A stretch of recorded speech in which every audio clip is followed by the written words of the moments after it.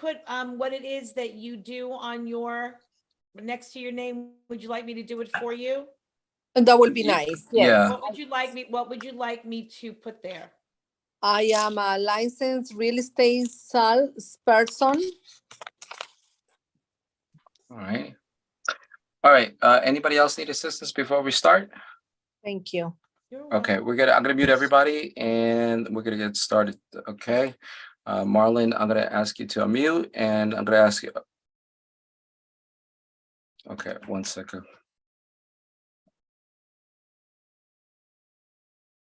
All right, and we're gonna get started. 1 second, I'm gonna hit the record button.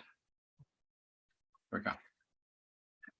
Welcome, everybody. Welcome to Winning on Wednesday. And today's portion is the focus groups. Today, we have the real estate group on Winning on Wednesday, and that's co-chaired by Shannon Poblet and Paul Poblet. And I'd like to welcome everybody today.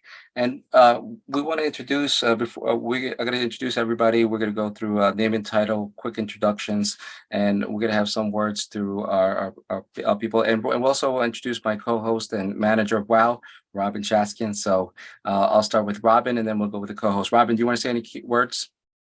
Welcome, everybody. I'm so excited to be here. This is going to be a fabulous presentation. I'm glad you're all here. And Robin Chatskin, SEO co-manager of WOW, and Robin, Travel by Robin S. I'd like to make everybody go away. Okay, thank you. Now we're going to go to Shannon. We'll go to Shannon and then we'll go to Paul. Good evening, everyone. I'm Shannon Poblet. I'm with Jovia Financial Credit Union. I'm a mortgage loan officer, so I help you buy homes, refinance homes. We do primary, secondary, and investment properties. I've been there about 11 years, and I'm super excited about tonight's presentation with Mr. Pena, and thank you all for joining us today. Excellent, thank you. Paul? Good evening, everybody. My name is Paul Poblet. I'm the founder of Apollo 3D, a digital design practice helping architects, engineers, contractors, and real estate agents visualize spaces. And we're excited to have Mr. Pena in today because he's going to give us some valuable information on how to improve your credit and comb through your credit report to take your credit to the next level. Thank you. Excellent. And now we're going to go around the room. So quickly, we'll go with name and title. Roy, we'll go with you since you came in. Save the day, Roy. No problem. Hello, good evening. My name is Roy Avidal. I promote financial education, financial literacy to everyone that needs to fill the gap. This is what I'm Thank you. Thank you, Jim. Thanks. All right, I'm Jim Dowse from Time Shred Services, on-site document shredding for your home and for your business. Excellent. Andrew? Good evening, everybody. Andrew Maller, Allstate Insurance. I own an Allstate Insurance agency in Oceanside and Merrick Road. Been doing it 25 years and excited to be a part of tonight. Thank you. Excellent. Then we have Mark. Good evening, everyone. Mark Berlin, board certified patient advocate, healthcare space here on Long Island. Thank you. Nicole? Evening, everyone. My name is Nicole Burke. I'm a licensed associate real estate broker with Charles Rutenberg Realty. I help people buy and sell houses on Long Island. Excellent. Thank you. Ben? Good afternoon, everyone. Ben Indiviglia, Douglas Elliman Real Estate. I'm with the commercial division, help people with sales and leasing of commercial property. Okay, excellent. And Gladys? Hi, good evening. My name is Gladys Carleso, work with Island Advantage. I'm very fanatic to help people do seminars, first-time home buyers and investors. Thank you. Thank you. And then we have two people that are on our video. We have Ian and hi, VA. Hello? Can you hear us? Hi. Yes. Hi, you want to introduce yourself? Hi, my name is Yana Bay. I'm just here to join from Marlon's invite. Excellent. Thank you. Welcome to come in. And then we have Dr. Wilson. Dr. Wilson? Good evening, everyone. How are you? Wilson from Inspire Me. And we just look at the question, what is your purpose? So we help people find their true destiny. And I'm just here to gather information today. Happy to be. Excellent. Well, welcome to Winning on Wednesday. And without further ado, we'll have our guest speaker, and it's Marlon from Kredit Mogul. How are you, Marlon? And welcome. And you're going to take over now. It's your turn now. You're going to introduce us and tell us all about the great, wonderful world of the credit and how you could repair your credit. Thank you. Thank you all, of course. Thank you for having me here tonight as well.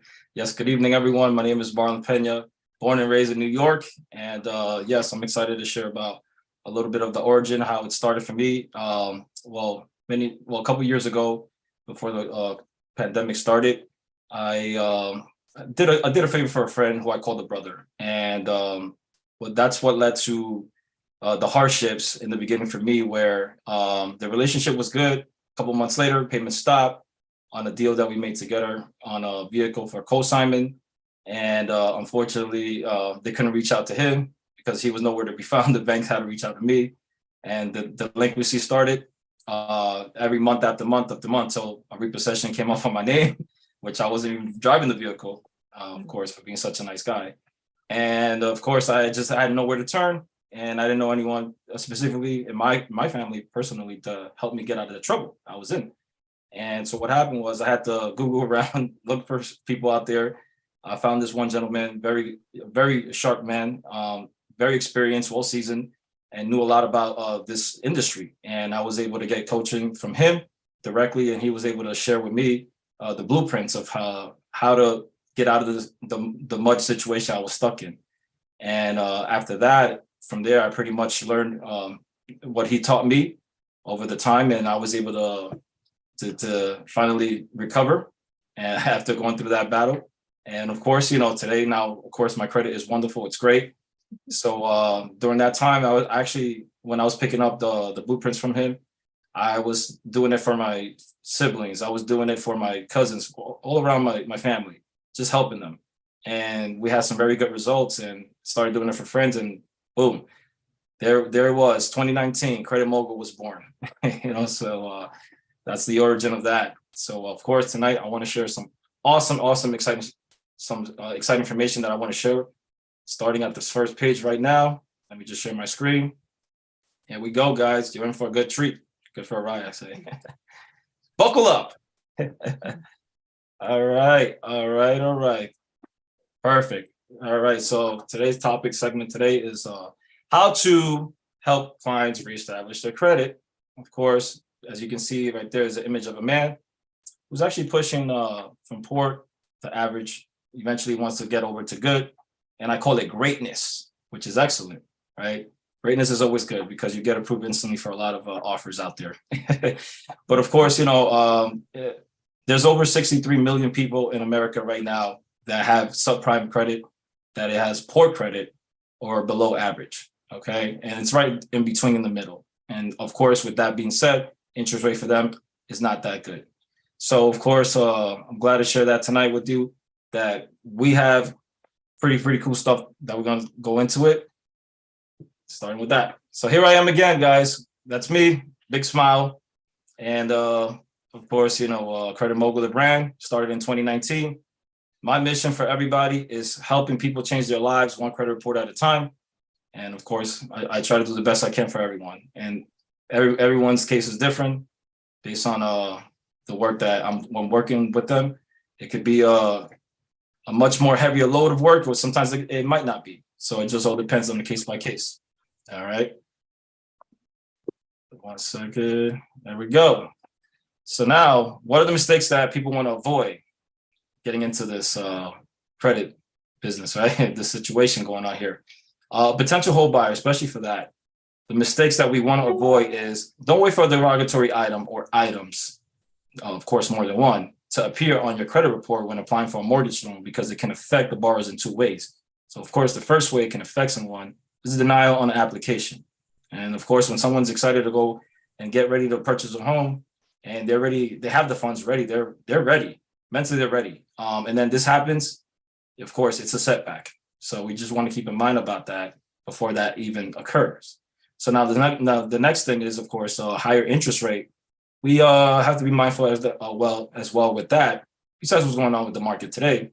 But of course, anyone that has the poor or subprime, credit scores are more than likely to get one of the bad interest rates out there in the market today. So just pay attention to those things, because it does make a difference on the long term. Longevity, of course, I always say, is key to actually pay less, hopefully pay less in the long term instead of pay more, right? Over time. And of course, debt collection. Wow. How does that start, guys? Look at my situation, how it went from a bad to a closed account to a charge off which ended up being a repossession, right? So now in most cases, when we have credit card, let's just say Capital One, and it goes, non-payment from the first month, second month, third month, all the way up to the 6 months. Of course, Capital One would close the account and list it as a charge-off. And so what they would do after that, they would sell the debt to a collection agency, third party, of course, and they will go after the person, consumer, to say, well, you owe us X amount of dollars, and how you want to settle this, okay?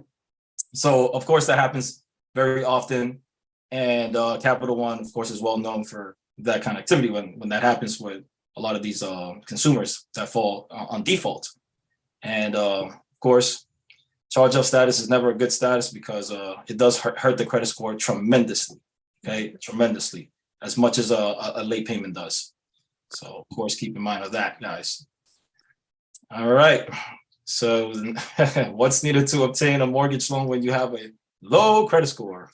Start paying down your balances on credit cards.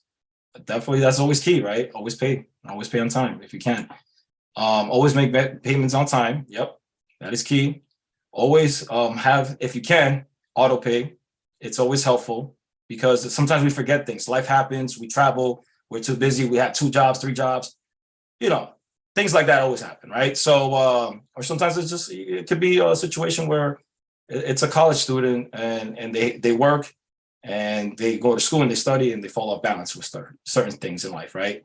So that's always key to have that there just in case. On the 15th of the month, they're going to take the money out. And of course, it's going to go through the payment process, the transaction. And there should be no issues, even at a bare minimum. At least it'll save someone from avoiding to get a late payment recorded. Of course. So, of course, the next one does limit the activity on the high purchases. So now this is a little tricky, right? What do you mean by that, Marlon? Okay, real simple.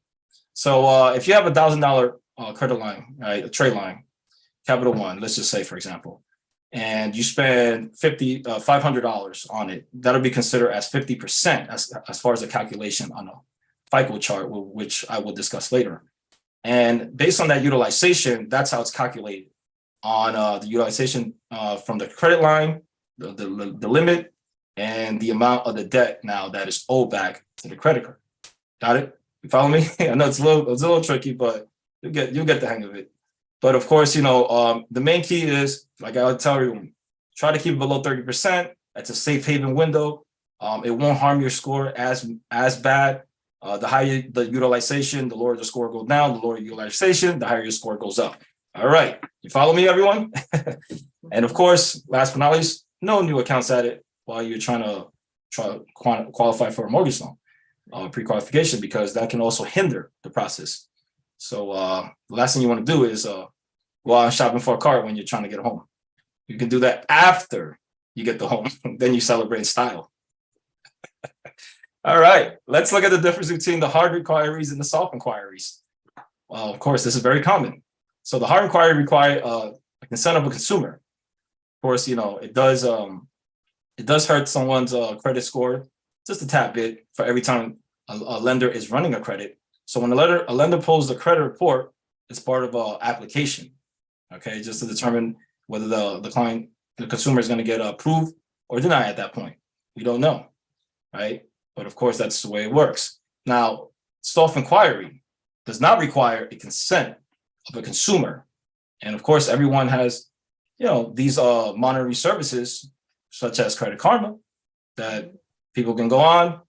It's a free website. You can check. It doesn't hurt your score just to look around. All right. So you get more of a general idea what's going on with your score, more or less, of course. The summary, the activity, everything that's being reported. Now you'll be able to look at it without running your credit, without harming your credit score. Okay. That's key. How can a credit report be effective? Wow. One of my favorite topics, guys, believe it or not. But of course, how can it be effective? So inconsistency reporting is one of them. This is actually a real report. Capital One, there it is, the creditor, and it's reporting to all three. As you can see, TransUnion is highlighted, Experian, and Equifax. So now, where do I see the inconsistency? Where I highlight it and underlined it with the red mark, a date open. All across, it's not matching. High credit limit. All across, it's not matching. It's a consistency there. You follow me, guys? Last day reported, it's inconsistent, and of course, last date active. It's a total disaster. So it's not reporting 100%, which by law it must, in order to be reporting according to the law, the FCRA, the Fair Credit Reporting Act, which of course we all have a right to challenge anything that's of course erroneous, right, incomplete, okay, unverifiable, and not certified or compliant. Okay, so for those reasons, we can also challenge these discrepancies on the credit report, believe it or not. And if it's not, of course, it can hurt someone again in the long run for just a small, simple error on their credit scores, and it will make a difference of an impact, believe it or not, guys. Okay, so of course, you know, this is public law. It's Public Law 91-508. It's you can search it on Google. It's public information. It's not private information for anyone not to know, because we all have the same rights, believe it or not. And when these investigations, let's say, are not being conducted accordingly, all right, then yes, there is something called the violations. If they're violating anything that lines up with the act of the Fair Credit Reporting, and it's admissible, well, guess what? We have the right for legal action as well. Okay, so it goes much deeper than that, guys. Credit Mogul, map to become mortgage ready. How do I do that for everyone? How do I try to help the best of my ability as I can for someone, right, that wants to purchase a home? Well, very simple. We'll do a one-on-one consultation. We'll set up a schedule, of course, and at the one-on-one, I'll basically go over what's going on with the report. I'll be able to determine, of course, you know, the errors, and how I'll be able to help someone to remove negative items if possible, or possibly a settlement. You never know. It could go either way. I mean, in most cases I've seen as well, sometimes nothing's wrong with the credit, believe it or not. It's just the score. So it just needs a jump. So it just all depends where we go from there at that part. But if there is, let's say, for example, of course, erroneous items that need to be disputed, of course, we're going through that process. And once I get through that process with someone, we'll wait 30 to 45 days to get the results back. And for the most part, we always expect the good versus the bad news, right? So that's what we want to see for everyone. And of course, you know, till we reach completion at 100%, where we started to where we're going, a destination. And of course, you know, the main goal is to get that house to the keys, right? So of course, we all want to celebrate with them. Just like that, of course, you hear, and there you go. That's how we want to celebrate with them in style. All right, so we want to make that work for them as much as possible. You follow me, everyone? Yes. All right. So FICO is considered 5 factors when calculating a score. What are the 5 factors? Well, real simple. It's the FICO pie chart basically gives a whole list of different numbers here, and it all adds up to 100%. Believe it or not, guys. Yes, I counted. But anyhow, so yes, the payment history is the biggest one, 35%. And that's why I was mentioning earlier, late payments, woo, it can hurt a lot. It can hurt a lot out of everything that's there on that FICO pie chart. And of course, we all have to take care of trying to avoid not to be late. And that's key. That's 35% of that. The amount owed will go back to the utilization conversation. Utilization based on the credit limit. Now, this is overall, how much credit cards overall are over 30% threshold. So now that's where it gets that full calculation of what they're looking at on the algorithm on that 30% window. Length of credit history is the age, for example. You know, we'll open a credit card, Bank of America, open in the year 2000 to 2022. That's 22 years of age history. That's great. Well, the longer these accounts are open, the stronger it is on someone's file, the better it looks, the more reliable, the more trustworthiness, the more creditworthiness. I mean, the list goes on and on of age history is very important, guys. Just like fine wine, it tastes better the longer it goes, right? The years, I'm telling you. You know, and of course, new credit. Well, new credit is what we just spoke about. 10% of it, hard inquiries. So, well, not the salt, but hard inquiries would they calculate on the how many times is someone applying for a credit card application, a loan, auto loan, things of that nature. All right, that's the new credit, and 10% of it, too much of it, is no good. So I like to give this rule out to everyone so they can mark it down. 524 rule. It's called a Chase 524 rule, where they don't have approvals beyond 5 hard inquiries within 24 months. So keep in mind of that. All right. Yes, and last but not least, credit mix, 10% of it as well. So the credit mix is a factor that plays two sides. What account types we're looking at? Installments such as student loans, auto loans, personal loans, things of that nature. And of course, revolving is a credit card. So revolving is also part of that 10%. And the revolving is, like I said, for let's say when you start off that length of history, you open an account 20 years ago, that's great. So you want to also keep that revolving 10%.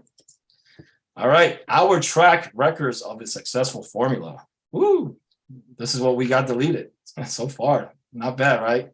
We're doing all right. We're doing all right. Hang it in there. All right. So of course, one of the main things, of course, that we see very common on many people's reports is that these inquiries are being ran too much because the auto loans, the lenders of these places they're shopping around for auto loans are just too much of running the credit beyond 15, beyond 20. I've seen 25, 40, and it's insane, right? So of course, that's one of our biggest challenges that we actually do fight to dispute for people on their behalf and remove as much as we can, especially when it wasn't necessary or unlawful. All right. So that's one thing we always take consideration to look at. Now, how does this happen when we're going back to, again, the conversation of the charge off? The 99%, very, very high ratio on very common. That's what starts the charge off, guys, right? It has to start somewhere eventually, right? So the late payment will start that. And then eventually you'll have a closed account, which will lead off to a charge off.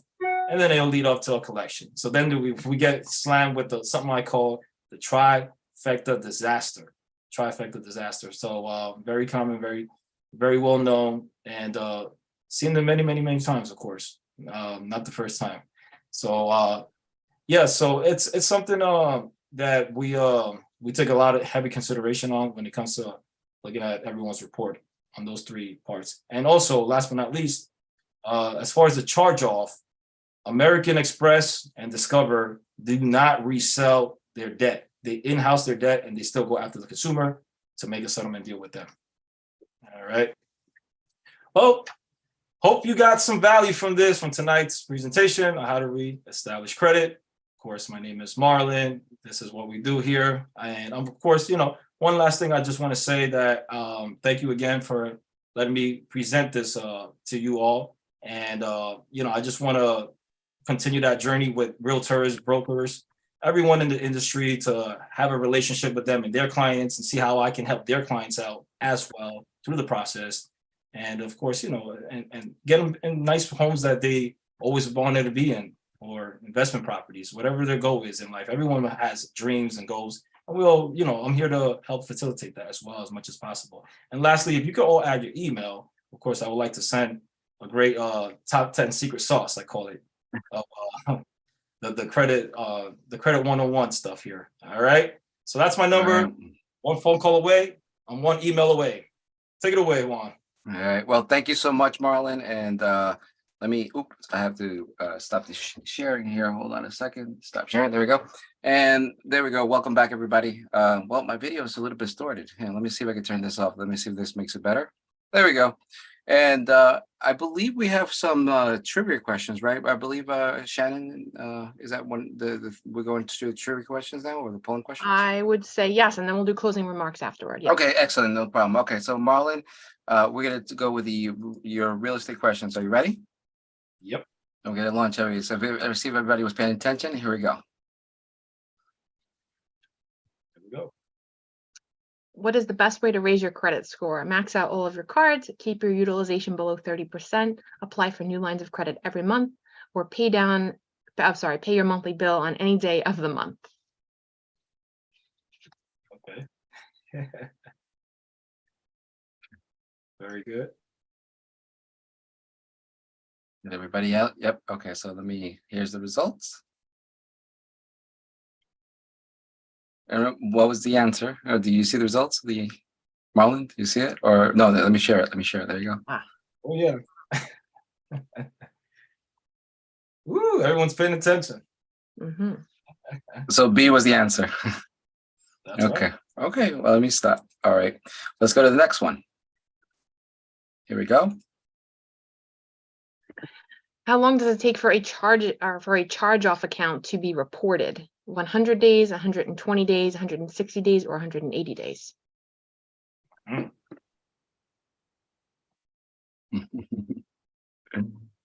Okay. One more vote, I believe, right? Okay, here it is. There it is. And there it is. Oh wait. There you go. All right. So what was the answer, Marlon? It's B, 120 days, but it's the correct answer is 180. Okay. We got a lot of votes on B. Okay. Okay. All right. And then the last one. Isn't this fun? You guys like this? Yes. Okay. Here we go. True or false? A few late payments will not affect your credit score.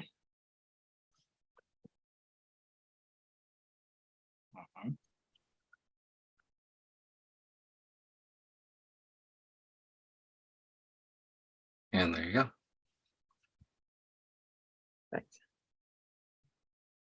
Okay. Well, that makes the end of our quiz hour. So usually we'll have 3 quizzes. That's going to be our little thing. So it's just a way to keep our audience and guests engaged, and it's a learning process. We're here to learn. And thank you again, Marlon. There's a wonderful presentation, very informative. I didn't know about the FICO scores. That's really I was wowed today. So definitely for sure, the 35%. Pay your bills. That's what I've learned from there. Just pay your bills on time, because I didn't know it affected that much. So I just wanted to thank you for that. Shannon, Paul, any last remarks before we close? So just real quick, I just wanted to give everyone an idea. You know, this entire network here, what the goal of this networking group here is for real estate professionals. So, you know, everything from realtor to lender to architects to home inspectors, expediters. We want to have the realtors look like rock stars. So when you guys are out there in the field, you have a whole network right here in this network at your fingertips. So you need an expediter, you need a home inspector, you're selling a home, you need a home inspector. You know, someone buying a home is not going to have a home inspector. So they're going to probably look to you for referrals, for, you know, attorneys. So we want to have everybody here in one place. So that is the whole goal of this. So please, you know, invite your friends. You know, the more people we have, the better. And, you know, lastly, I actually do lending for mortgages. That's what I do. So I just wanted to touch on one thing that Marlon said was about, you know, the credit scores. As far as when you're buying a home, what they do is they run your credit in the beginning. They get your credit scores, and then they work up all their ratios. But right before you close, so we're talking 45 to 60 days later, so 2 months later, they're going to do a soft inquiry, like Marlon was saying. Now, they don't need your consent for that. You've already signed up for that. So please don't max out your credit cards. Don't apply for new accounts. Like Marlon said, don't apply for increases. Don't go buying furniture, no credit checks. Do that exactly what he said the day after your close, please, because I've seen people where they get approved, they get cleared, and then, oh my goodness, now the credit score dropped 80 points because the gentleman maxes out his credit cards. So from a realtor's perspective, that is really important. You probably won't be on the front line of monitoring their credit, but you can at least remind them, hey, be sure not to, you know, just give them some of these tips so that, you know, because if you can't close, you're not making any money either. So you really want them to close. So just trying to, you know, give you some suggestions on that front. Paul, you have anything you want to say? Yes, in addition, on the flip side, we all know somebody in the family or friend or family member that's in a bind, that needs help, needs some guidance in how to repair their credit and how to point them in the right direction.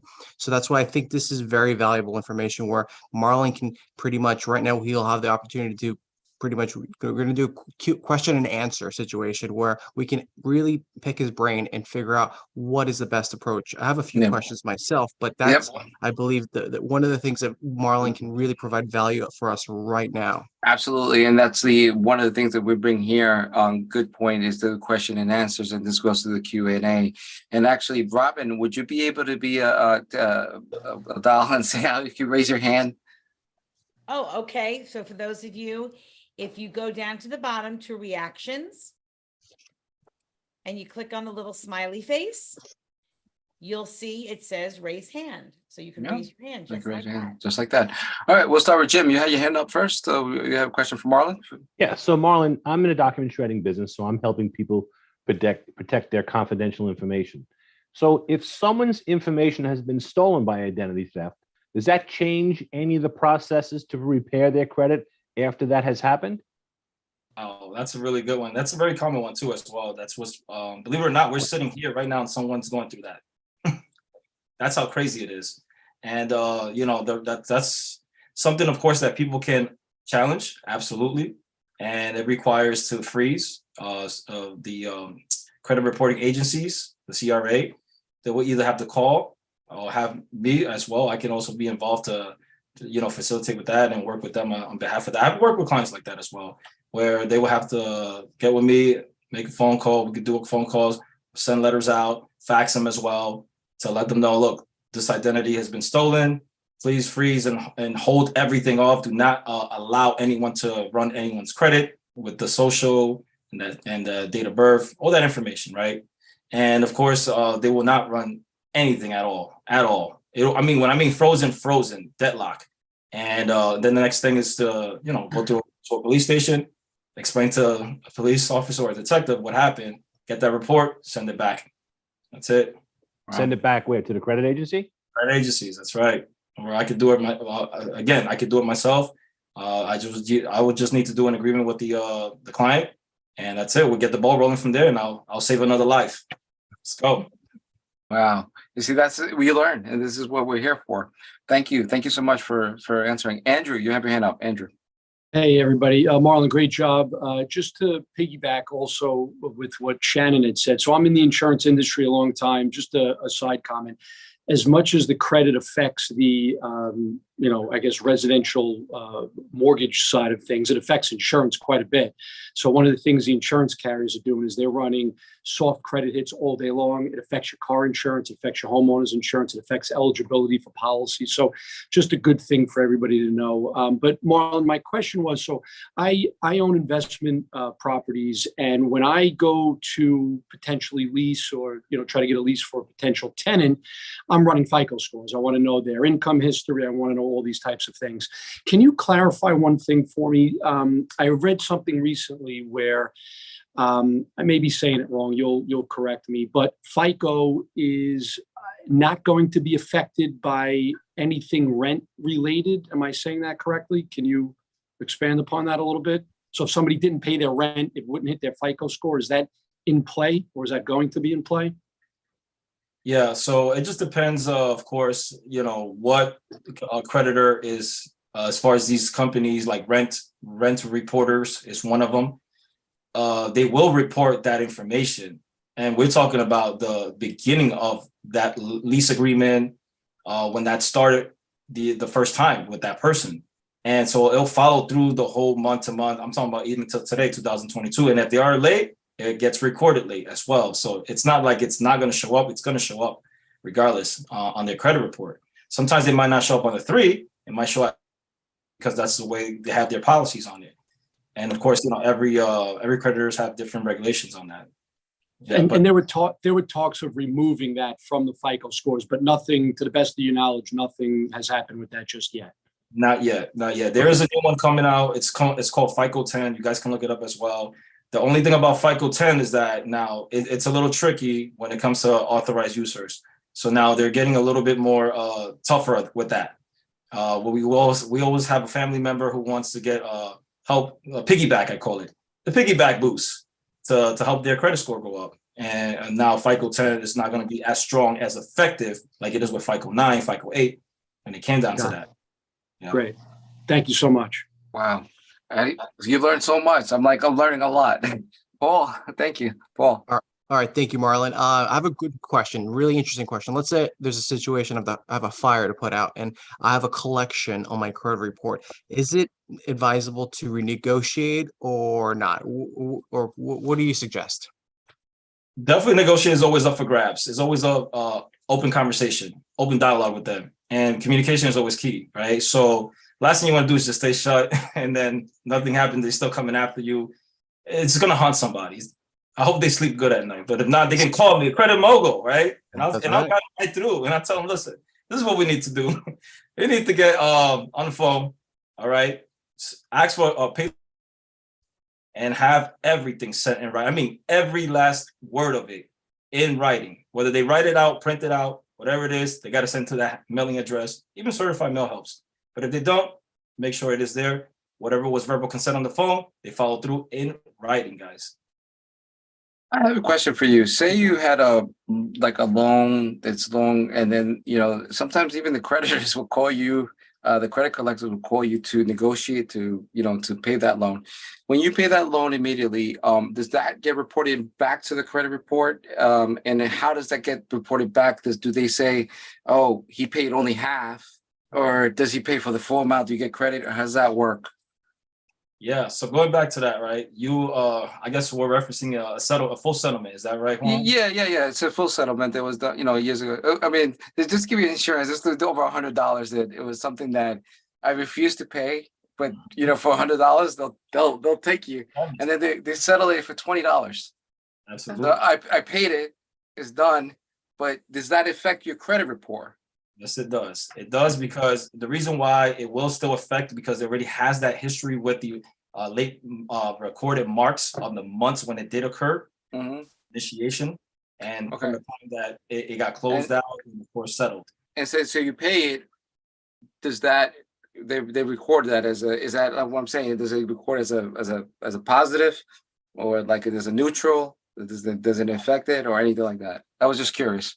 Absolutely. So here's what gets neutralized. The longer we go further to the next couple of years, that's when it slowly starts to neutralize on its own. But the most recent, we're going to feel that hard punch impact still hitting that credit score. Okay. That was over 30 years ago, so I don't have to worry about that. So I don't have to worry about that. So that's all right, cool. That was 30 years ago, so I'm good. I'm safe, right? Like, it's gonna come back and haunt me. So it should have been leveled off to 30 years, right? Absolutely. And so also keep in mind, like with charge-offs, everything is the number 7. Just think about lucky 7. I mean, it's not so lucky when you have that 7, right, over your head. But always think about 7, because that's really the statute of limitation, guys. When these accounts are supposed to fall off. When someone and talk about documents, shredding documents. You're supposed to shred your documents every 7 years? Is that it? Or Jim? Yeah, Jim is the expert. I don't know. 5 years, 10 years. Jim is the expert. We could always ask the expert when you. You've got to shred any document. Half of every document you receive or create has some piece of information that privacy laws require they be shredded. So every single to play it safe, you should have a shred all policy and shred every document you're throwing away, even junk mail. You get a credit card invitation, you get a line of credit. Any of those invitations that are unsolicited has enough information inside there for them to steal your identity. And if they get that, you just throw that in the garbage. Someone takes it out and opens up an account. You could legally be held responsible for that. So it's safest to always shred everything. Yes, there are things you like tax returns and things like that. You shred under the advice of your CPA or tax preparer on how long you need to keep it. But every document you're throwing away, you should shred. Excellent.